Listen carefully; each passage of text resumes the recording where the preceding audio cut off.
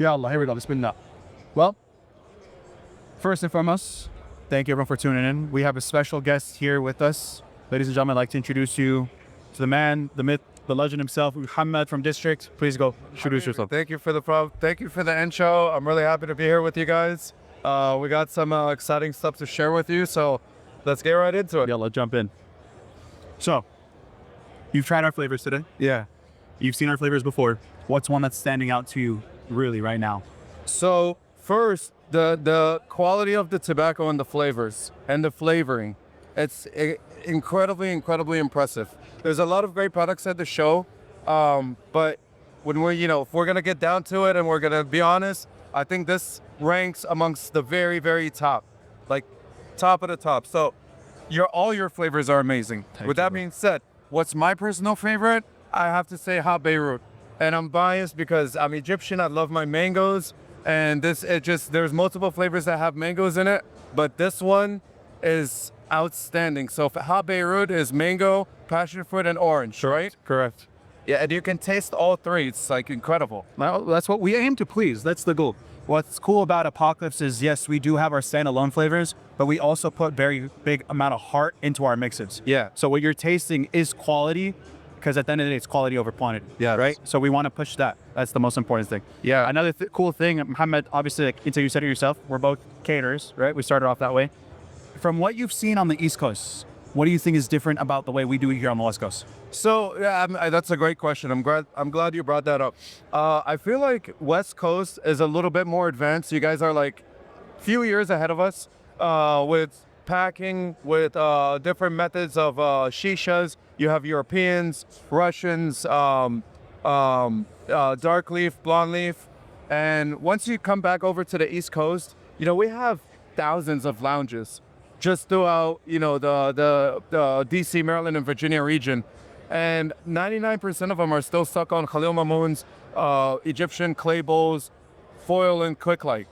There's nothing wrong with starting like that. We all started like that. When I started in 2012, I had 6 hookahs. There were KMs with Starbuzz, Al-Fakhr, and just, your entry-level stuff, which is great. Mm-hmm. Shout out to those brands. They're amazing. But there is so much more to this industry, and it breaks my heart that nobody in the East Coast is, aware of all these things. So I think that will be the differentiator. You guys explore more. You do your research. You present the products, and you're kind of like leading the way. You're paving the road for us to follow. I'm agreeing to some point because, again, my respect to you, bro, of how you guys go out and do things, specifically with District. I'm a very big fan. Specifically, please, I would like for you to mention the new spot that you guys just opened. Yeah. Tell me a little bit about it. Yeah, so we have a new lounge in DC. It's called Codico. In Spanish, it means the code. And it's a speakeasy lounge where we provide you a code to get entry. It's the first ever predominantly dark leaf shisha lounge in Washington, D.C. We have everything on the menu from Dark Side, Must Have, Sabero, Element, Sapphire Crown, Blackburn. We even just added Banshee, cigar leaf. So my hopes is we can expose this world and introduce it to as many people as possible. And I would love to see much more dark leaf presence and shisha lounges open up. We're an open book. We don't try to hoard any ways of what we do and how we do it. I would love for everyone to have great shisha. I think it's very possible, and we can all win together. Absolutely, absolutely. Then we'll end it on this last conversation, or this last question, I apologize. You just had mentioned dark leaf, right?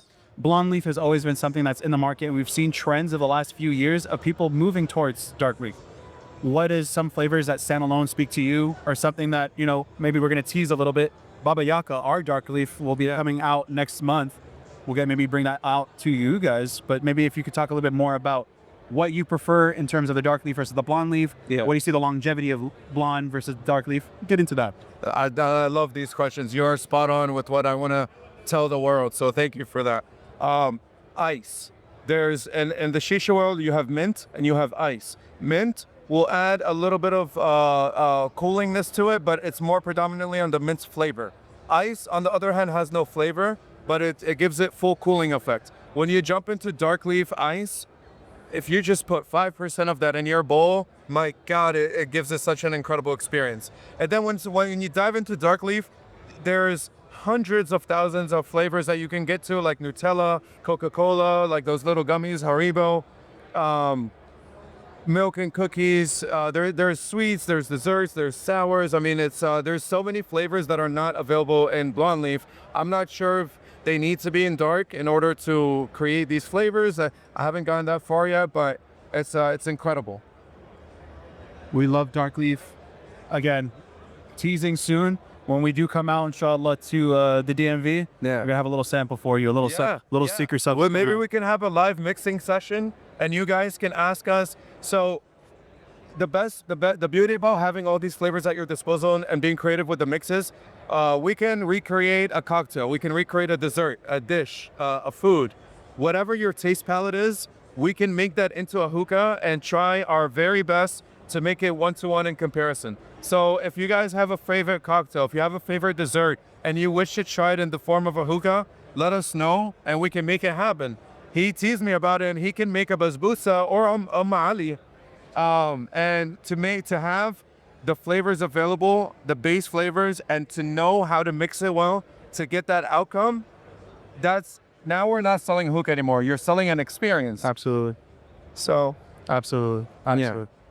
Okay, the also has hookahs. Overtaking Yes. is success that you also have. How do you see the hookah service industry in the next 15, 20 years? Can I shoot? Go ahead, please. So, when we look at our POS system and we go through the analytics, about 80 to 85% of our customer base are not Arrow. Wow. And it's growing and going. It keeps getting smaller and smaller over the years. Well, I've done weddings for half white, half Indian. I've done festivals. We've done Afro Beats Fest, Mocha Fest.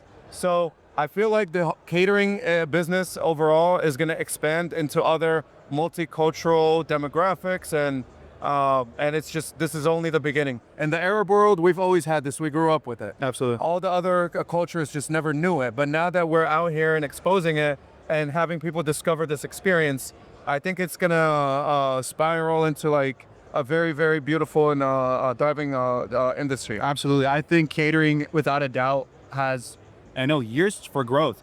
We're seeing things, people are obviously, we're seeing more house parties and more events to where hookah is an accessory. It's a social asset. Yeah. Just like a cigar, it brings people together, and I think that's the most important thing. So we're really about creating the community, having fun, and I feel like that's the best part. So catering, for sure. Yeah, creating that space. Absolutely. Yeah, that's the best way to go about it.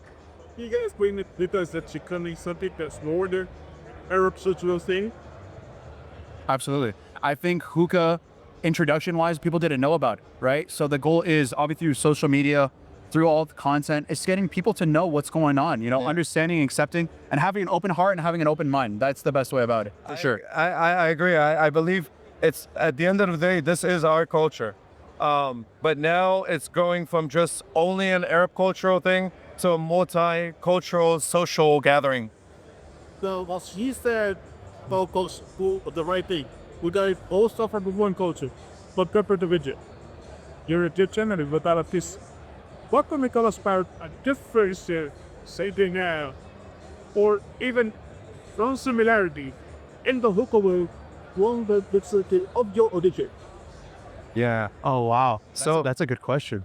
in Egypt, because of Nakhla and the origins of double apple, I think I found it very difficult to get these Arabs from this region to try and explore new flavors. But difficult, not impossible. Everything is possible and doable with the right amount of effort and consistency. I think that's well said. I think that's the greatest answer you can go about it. Just having the open heart to try, that's the difference. So we just got to get them to try. That's all that matters at this point. Maybe we can collaborate and reach out to some of these predominantly Arab lounges, shisha lounges, cafes, and we can try to do apocalypse tasting events just to get them to try new flavors and see what they're missing out on. Absolutely. So maybe we'll collaborate and do something soon, who knows? That's but it. stay tuned.